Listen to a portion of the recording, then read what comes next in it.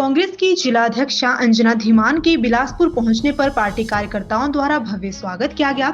इस अवसर पर आयोजित कार्यक्रम में कांग्रेस के वरिष्ठ नेता एवं पूर्व मंत्री रामलाल ठाकुर, पूर्व विधायक बंबर ठाकुर, हिमाचल प्रदेश कोऑपरेटिव बैंक के निदेशक सुनील शर्मा सहित पार्टी के अनेक वरिष्ठ नेता एवं कार्यकर्ता उपस्थित रहे।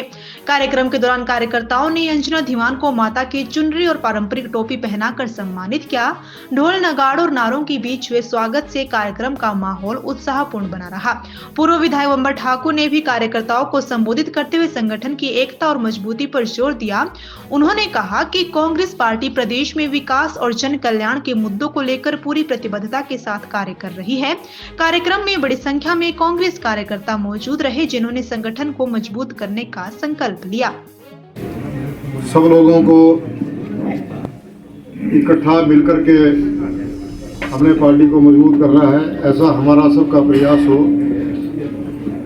ये इस प्रयास में आपको बहुत ज़्यादा मेहनत करने की जरूरत है। और जैसा कि विकास ठाकुर जी ने कहा कि इस वक्त पार्टी को बहुत संघर्ष की जरूरत है। हालांकि सरकार हमारी है प्रदेश के अंदर, और सरकार में भी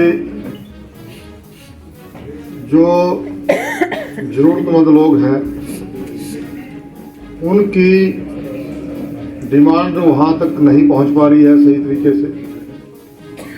और जो प्रशासन के अंदर लोग बैठे हैं, प्रशासन के लोगों के ऊपर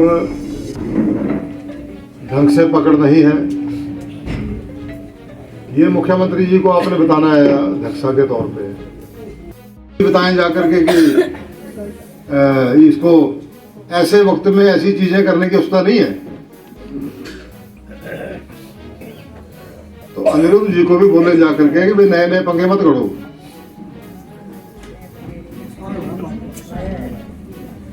अब कौन उनके सलाहकार है, कौन उनको ऐसी सलाहें देते हैं इलेक्शन के समय में, तो ये चीजें जो है आपको बिल्कुल लिखित तौर पे खाका बना करके आप ठाकुर साहब के पास बैठे।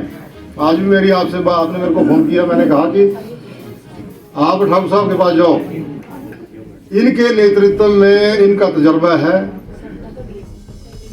पूरे 40 वर्षीय सरकार के अंदर मंत्री रहे हैं और वो मंत्रालय बड़े अच्छे तरीके से चलाए हैं।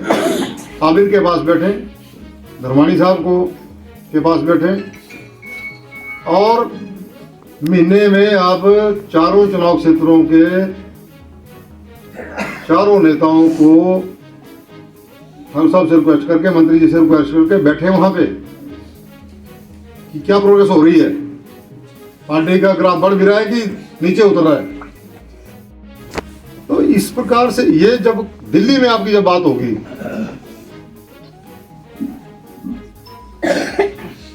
अब दिल्ली के अंदर भी जिला अध्यक्षों की मीटिंग होनी है, आपको ये बात वहां जरूर करनी है। ऐसे ऑब्जर्वर आप पूरे हिमाचल में तो हो गया जो होना था, पूरे देश में इस प्रकार से कांग्रेस को बांटो मत। हमने बीजेपी के खिलाफ लड़ना है, मैं कांग्रेसी जाऊंगा, 20-20 गुट बन गए।